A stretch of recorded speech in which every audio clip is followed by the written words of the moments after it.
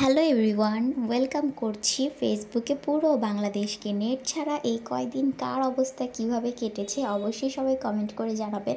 আমার তো মনে হচ্ছিল আমি যেন 90 শতকে বসবাস করছি। তবে একদিক থেকে ভালোই হয়েছিল, ফোন টিপার কোনো প্যারা ছিল না, ভিডিও বানানোর বা আপলোড করার মতো কোনো প্যারা ছিল না। একদিন ফোনে চার্জ দিয়ে 3 দিন চলে গেছে। আর পরিবারেরও সবার সাথে অনেকটা সময় কাটিয়েছি, আনন্দ করতে পেরেছি, মজাই হয়েছিল সবার সাথে একসাথে। আরিশাকেও অনেকটা সময় দিতে পেরেছি। তবে হ্যাঁ, এতদিন নেটের বাহিরে থেকে কিন্তু মানে পরিবারের সাথে মিশে গিয়েছি, এটা একটা ভালো সুবিধা হয়েছিল। তবে যখনই নিউজ দেখতাম সব কাজটা শেষ করে, তখনই যেন মনটা একেবারেই ভেঙে যেত, এত বেশি খারাপ লাগতো। কি হচ্ছে বাংলাদেশে, কি একটা অবস্থা! স্বাধীন দেশে বাস করি কিন্তু কোনোই স্বাধীনতা নেই, একটু জীবনের কোনো দাম নেই। এত ঝড় তুফান, এত কিছু হয়েছে, তারপরও কিন্তু মানুষের মনে কোনো রকমের ভয় ছিল না। কিন্তু এই যে ভাইয়েরা, বাবারা বা হাজবেন্ডরা যখনই কাজে বের হয় তখনই যেন একটা টেনশন কাজ করছিল যে কখন না জানি কি হয়, আল্লাহ যেন ভালো রাখে সবাইকে। তারপরেও যখন খবরে যখন দেখতাম যে ছোট ছোট বাচ্চাগুলোকে গুলি করা হচ্ছে, স্কুলের বা কলেজের ভার্সিটির স্টুডেন্টদেরকে ধরে নিয়ে যাওয়া হচ্ছে, গুলি করা হচ্ছে, এইসব দেখে তখন কি আর ভালো লাগতো বলেন তো?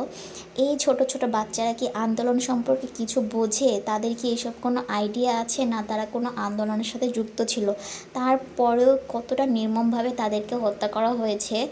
যে বাচ্চাগুলোর চলে গেছে, একমাত্র তার বাবা মারাই বুঝে যে কতটা কষ্ট হচ্ছে তাদের। আমিও তো একজন বাচ্চার মা, সেখান থেকে দেখতে গেলে আমার বাচ্চা যখন একটু সময়ের জন্য তার নানু বাসায় চলে যায় তখনই তো আমার কেমন যেন অস্থির অস্থির লাগে। মানে পুরো বাসা ফাঁকা থাকে, তার কথা মনে পড়ে, মনে হয় যেন সে কান্না করছে, আমাকে ডাকছে। আর যাদের সন্তানগুলো একেবারে পৃথিবী ছেড়ে চলে গেছে কোনো অপরাধ ছাড়া, কোনো কিছুর সাথে যুক্ত ছাড়াই, তাদের কতটা কষ্ট লাগছে, কতটা স্মৃতি জড়িয়ে আছে তাদের সাথে। এই সব কিছু ভাবতে গেলেই একেবারেই মনটা খারাপ হয়ে যায়। তারপরেও কিছু করার নেই, দেশের যা অবস্থা সেখান থেকে কারোরই ভালো থাকা সম্ভব না। সবাই দিন শেষে টেনশন নিয়ে বসবাস করছে, কবে যে এই সব কিছু ঠিক হবে। তবে সব কিছুর শেষে যেন একটা সুষ্ঠু বিচার হয়, একটা সবাই যেন ন্যায় বিচার পায়। তবে এই গোলাগুলি এইগুলো কিন্তু একদমই ঠিক হচ্ছে না। যাদেরকে বলা হয় জনগণের বন্ধু, তারাই যদি জনগণের কোনো নিরাপত্তা না দিয়ে এইভাবে করে জান কেড়ে নেয়, তাহলে সেটাকে আর কিভাবে মানুষ বিশ্বাস করবে? যখন যুদ্ধ হয়েছিল তখন তো অন্য দেশের মানুষ আমাদের উপর হামলা করেছিল, কিন্তু